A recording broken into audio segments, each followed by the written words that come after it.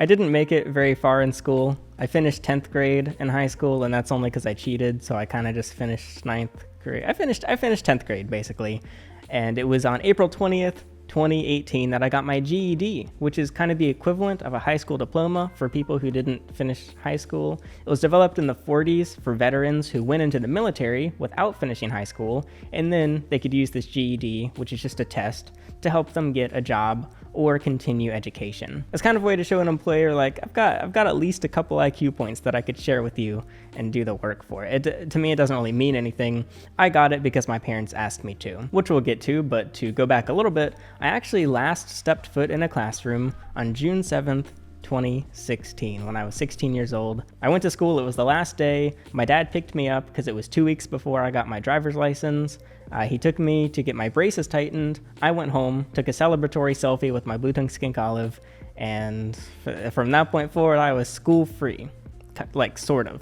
I did a little more school, but we'll get to that shortly as well. So first, I want to give a rundown on my school experience. I went to kindergarten. It was chill, I guess. I don't really remember that much from it. And then I went to elementary school, where I was an extremely quiet kid the whole time. I didn't really talk to anyone, nor did I engage with anything, be it people or the education itself. I couldn't read that well. I hated fiction for some reason. I would only look at like nonfiction picture books. I couldn't do math. I couldn't learn languages.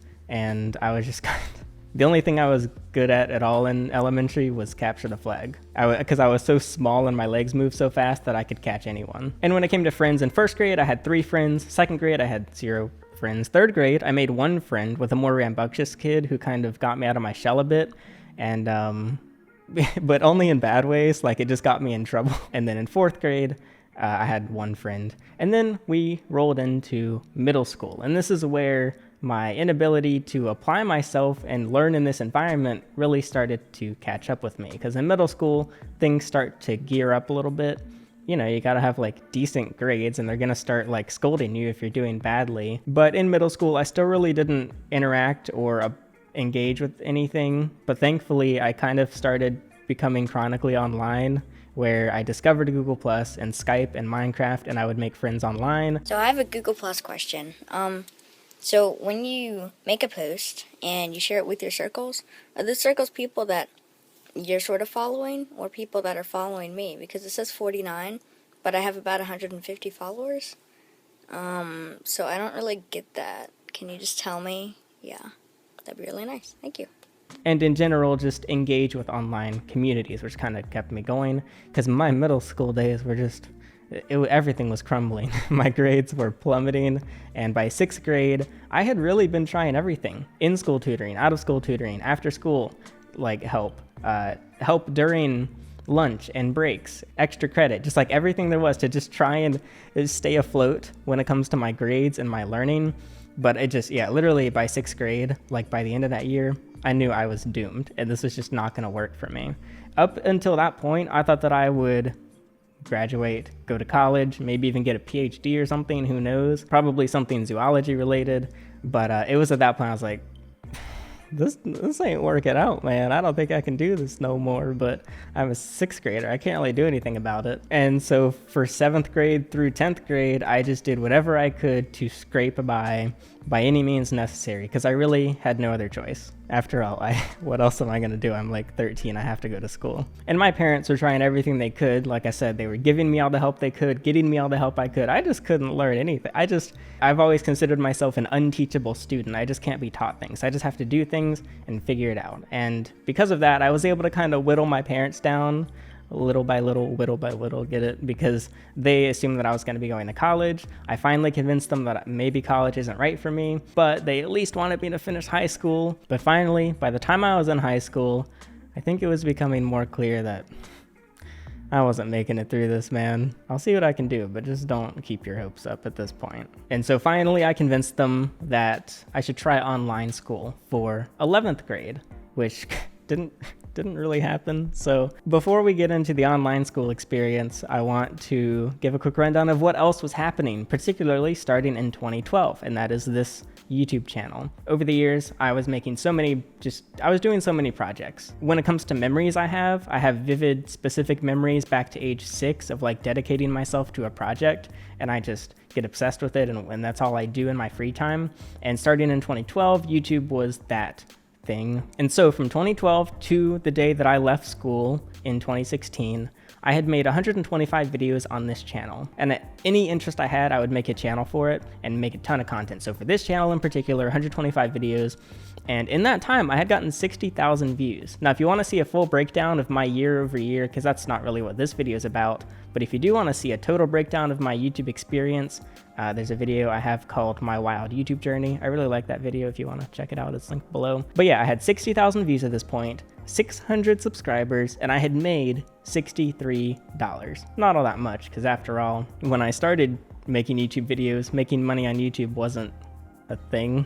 Like it was unheard of. But I had made $63 just from ad rev. So in anticipation of leaving physical classroom school, because I knew what the last day was, I created a new channel trailer. It was like just a summary of what my channel's about, because I knew that I was about to get to work. Hey, I'm Alex, and the NC Nation News is a website and YouTube channel all about animals and nature, especially herpetology, which is the study of reptiles and amphibians. And so going back right before I left actual school, or real school, I guess, I actually daily uploaded in May for a week. The highest quality videos that I could. I made sure to never reduce my quality of videos. I mean, the quality looking back is horrendous. And so in July, I still had a summer. I wasn't going to start online school for a couple months. I just had my regular summer break, and I really got to work. I even changed my YouTube channel name to its current name, GoHerping. And I was ready to rise and grind, and I did it pretty much every day. In July, I uploaded on the 6th, the 8th, the 10th, 11th, 12th, 13th, 14th, 15th, 16th, 18th, 19th, 20th, 21st, 28th, and 30th. And in my opinion, these were at the time, my highest quality videos. The quality hadn't dropped at all, and I was doing what I had always done, which was iterating every time. I upload, I see how it does, I look at the feedback, I watch it back myself, and I see how I can make it better. Over and over and over, literally every day, just ultimately hundreds of times is how the channel grew and how most YouTube channels grew. In August, I kept posting like crazy. I posted 14 videos, and I finally hit 1,000 subscribers. And I'm gonna admit, I was starting to feel just kind of bummed before I hit 1,000 subs, because this was when, everyone knew what YouTube was in 2016. This was when Casey Neistat was blowing up, and I was seeing all these channels blow up overnight, which doesn't really happen, but it looks like channels blow up overnight.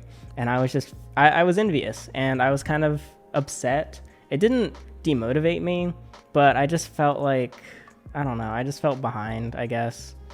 But when I hit 1,000 subscribers, it really actually did make me feel a lot better. People say not to focus on the numbers, but it can be a really good way to just, I don't know, it helps. It's allowed me to actually afford these new lights.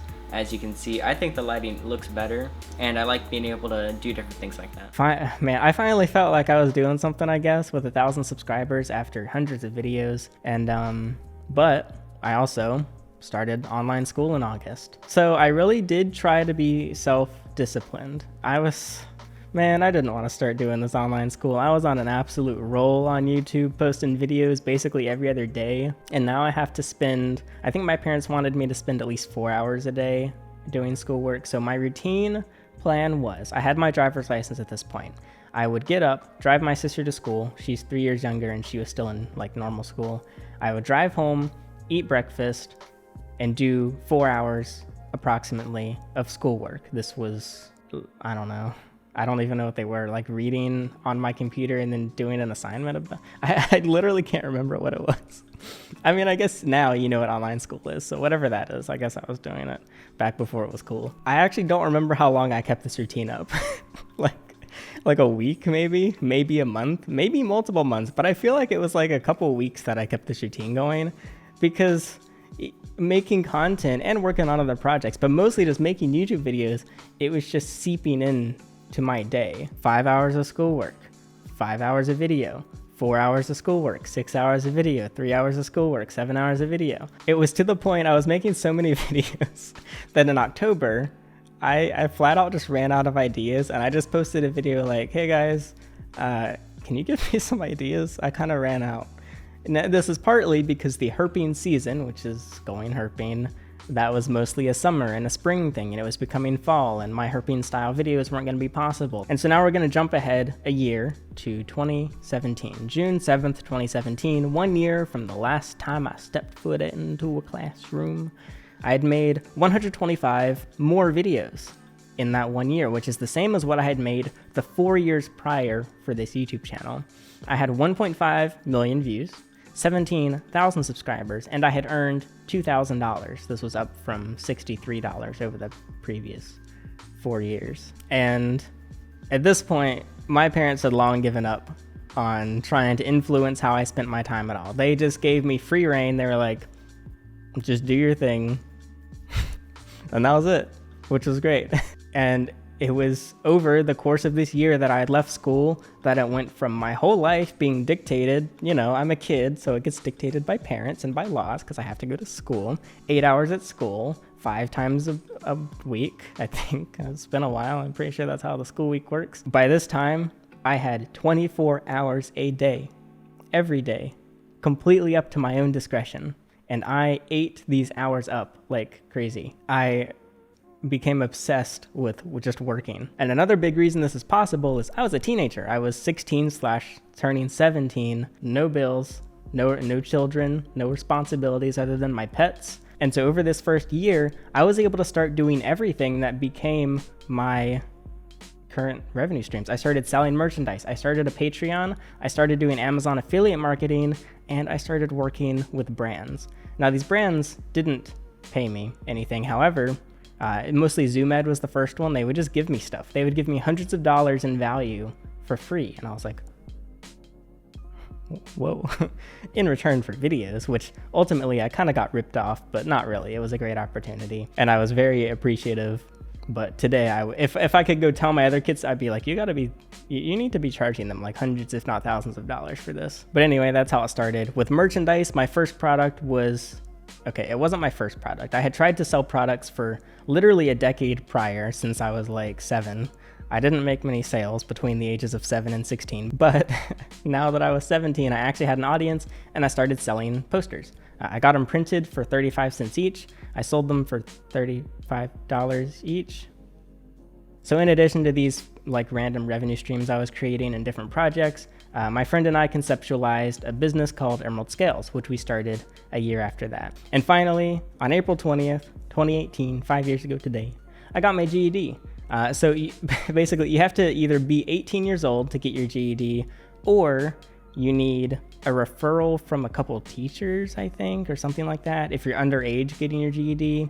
Now, the thing is, I didn't have any teachers to give me a referral. So for all of 2017, I kind of pretended to be a student, I guess, in school, because like legally, I don't know. Basically, I had totally stopped doing online school at this point, and instead, to make sure that my account was still active, I just started submitting like blank documents and getting zeros on them. Like I was failing, but I was in school until I turned 18, because once I was 18, they couldn't do anything about it. I can just go get my GED myself. I turned 18 a month prior to April 20th, March 19th. But I just procrastinated for a month, and I finally went in. It was like 30 minutes away at a community college. I just had to take a test. It was like 6 hours or something. Like I was there for like 6 hours, and I passed. So I don't really get the point of the test, because if I could pass it without studying even, then anyone can, basically. And at the time of getting my GED, I had 5 million views on this channel, 53,000 subscribers, and 5 or 6 revenue streams, which were all very small, but over the next few years, I was able to basically multiply it many times over every year. That's just the absolute beauty of YouTube. Okay, I won't simp over YouTube too much yet. That's actually in my notes to do later. But, okay, so it's probably obvious this was not a regret, but what if? What if my channel flopped? What if, like the hundreds of thousands of other channels, it never went anywhere. Well, school's not going anywhere either. The only reason school, be it high school or college, would go anywhere is because there's no point to it anymore. Like, it's always going to be there. What's not always going to be there are those opportunities that aren't school, like everything else. So, like, what's the rush? I get, like, you can go to school at any time. You can learn at any time. Anyone of any age can get any education, kind of, you know, like, generally speaking. And with a GED, if I really changed my mind and I wanted to become a doctor or something, that would be kind of hard, but I just can't, like, get into Harvard. I would just have to go to community college for a couple years with my GED, do well, and then transfer into an actual school. And that's kind of it. Like, I am so glad that I did not do those last few years of school. Okay, one thing I do regret is my mom doesn't like when I say this, especially if there's, like, kids watching a video. My one regret is not cheating more, because hear me out, okay? Look, as there's kids, hello, child, you are a kid watching this, maybe you're an adult, but you should put your parents' opinion over a YouTube video, particularly my YouTube videos. However, it doesn't mean your parents are right. It doesn't mean the YouTube videos are right. At the end of the day, if you're look, I'm talking about myself here. I don't know you at all. I was a very stupid child, okay? But it would be unfair for me to not say what worked for me, which was going against everything that every teacher was saying and making my own choices there, and, for example, cheating. The reason I regret not cheating more is because this could really screw you over. Cheating's not a small deal. You're not gonna go to prison for cheating in high school, I don't think, but it could really screw you up, like, big time, especially if you have certain plans or college goals or whatever. However, if I had cheated just a few weeks earlier, I would have passed one of my years of French class. And because I didn't pass that year of French class, because I started cheating too late into the year, I had to do a whole nother year of French class. What a waste of time. What an absolute waste of time and resources. Like, time is the most valuable resource on the planet, and I wasted it because I didn't cheat sooner in French class. If I had cheated, all I needed was a 60, a D-, but I got like a 50 something. And there were classes I failed worse than that. I frequently got single-digit grades on things that I actually tried on. Like, literally, classes I was being tutored in school and after school, I was still getting, like, literally 9% on the tests. But with French, if I had just cheated a little sooner, I wouldn't have had to read it that year. And then I failed again. And I also failed geometry. I started cheating at the end of the year. If I had started cheating sooner, I wouldn't have had to, whatever. I can't do anything about it now. In reality, I wouldn't change how I did it just because I am happy with where I am today. So this is just kind of tongue in cheek. But anyway, I guess my way of thinking about cheating is, are you jeopardizing others or yourself? So, like, if you cheat in a video game, that's cringe. Unless it's a single player video game. Cheat in single player Minecraft all you want. It's your computer, it's your files, it's your experience. But if you're cheating in PUBG, it's ruining the experience for others. So that, I don't know, that was my justification, I guess. That was my cope of, the only person I was jeopardizing was my own grades. If I got caught cheating, that affects me and not my classmates or whatever. But yeah, anyway, luck favors the prepared. I don't remember where I was in my outline, but I have taken this to heart my whole life, and I think everyone should. I think it's unfair to both YouTubers and creators to say that becoming popular on YouTube or making it your job is luck, because luck is a part of everything, or the whole, like, privilege thing. Like, to me, my biggest privileges that I've experienced are being born in the United States, having a mother and father at home, and being born in this generation. I feel very privileged to be in the United States. Also, statistically, having a complete family at home makes an absolute massive difference in your life. And third, it is the single best time in all of human history to do anything. The internet is the best it's ever been. There's more opportunities than there's ever been. Even things like medicine are the greatest they've ever been. Compared to any other time in human history, you can worry the least about your health today. And of course, there's so many variables. All right, I didn't mean for this to be a monologue about privilege, but my point in mentioning this is most people, and I know this for a fact because I talk to people about being a YouTuber, and pretty much everyone thinks that it's up to luck. And I'm not saying that as a way to be like, well, look at all the work that I did. It's because anyone can put, I think at least 99% of people have the resources and the ability to put in the time and energy it takes for a very solid chance at YouTube. Why am I talking about YouTube specifically? Well, because YouTube is like half my life. I live and breathe YouTube, but this could apply to many things and many opportunities and many platforms, like even just TikTok and I don't know, Instagram. It's Twitch, I guess. I really like YouTube, man. YouTube's like the best thing that's ever existed. But no matter what it is, luck favors the prepared. I think it's just such a good way to, I think it's such a fair way to think through things. Like, yes, people are naturally going to have lesser opportunities than others, and people are going to have advantages over others, but you do control your luck. And I think that can be said for pretty much every person that's found some success on YouTube or pretty much anything. I'm sure there's exceptions, but you shouldn't focus on the exceptions. Can you tell that I have a lot of conversations about this, about how actually you totally could do it? I could give you a whole roadmap on how to do it. I've done it.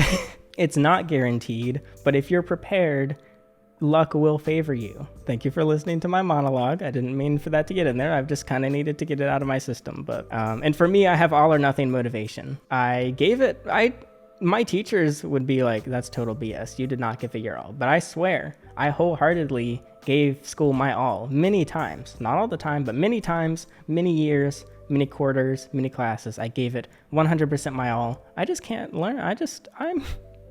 I am a horrendous student, but I would not trade my chaotic way of motivation for anything, because when I put my all into something that I care about, it usually works. Now, it's not the most healthy thing because I just totally stop doing things. The moment I lose interest in something, I like shut down and I just can't do it. So yeah. I read through all my outlines. I didn't write a conclusion for this video or an overview. That's all of the outline that I wrote. I don't regret dropping out of high school. Yeah. Should you drop out? Probably not. But I mean, I guess you can. I don't know. Thanks for watching my videos. It's my job, so that's cool. I wonder how long it'll be my job. I don't know. We'll see. Oh yeah, so it's 2023. I theoretically, if I had actually made it through college, I'd have like a bachelor's degree now, which is really weird to think about. I was thinking about that because I've been Ubering. I am picking up college students, and I'm like, oh yeah, it's easier for me to talk to the college students because they're my peers. But I was like, wait, I'm older than the college, like some college seniors now. That's really weird because I'm 23 now, and seniors are getting their bachelor's at 22. I don't even want to really think about what would have happened if I went down the school path, but I would like to see a simulation of it because I'm so curious of how things would have ended. But it never would have because it didn't, and that kind of answers that. But just the idea of me being in school, I don't know, what an absolute waste of time that would have been. And so like when I was a kid, I'd be in class and I'd be like, I am wasting away. My life is being totally wasted. It's all going down the drain. Looking back now, it's like, yeah, whatever. It was like no biggie. That's not that much time. But at the time, it was like, I just felt like my life was just all going to waste. But just the idea of if I had actually gone through more classic education the past 5 years or whatever, 6 years, like, man, the insane amount of opportunities I would have lost out on, the amount of money I would have made would have been so depressing in comparison. And I'm sure many other opportunities would have opened in school or whatever. I'm not saying that I would have just like died or been poor. And I will never know the answer to what I'm about to say, and it really doesn't matter. This is just like speculation just because it's fun. But I have trouble believing that there could have been a better route for me to go down, period. Like, let's say you laid out every possible route that I could have taken in life from middle school age. Could one really have been better than the one that ended up getting taken? Yes, I'm sure if you laid out millions of possible paths, there would be other amazing ones and other good ones and other even better ones. But What's the opposite of regret? Satisfaction, happiness, gladness. So yeah, the summary today is I am 100% satisfied with my choice of dropping out of high school. So yeah, hopefully you enjoyed. I enjoyed recording this. It was fun to go through pictures and timelines and stuff to put together the outline. I'm curious to hear your thoughts. Don't take my advice on anything. I'm still 23, okay? When I'm 30, I'm going to hate everything that I said when I was 23. So I don't think you should use me for advice or as a model necessarily. But again, if you want to learn more about my YouTube experience from start to finish, I'll link that video below. You can also see some other videos of overviews like this of parts of my life, for example, on the Emerald Scales project. And yeah, that'll be it. I'm Alex, and thanks for watching. I haven't done that outro in a while. Goodbye.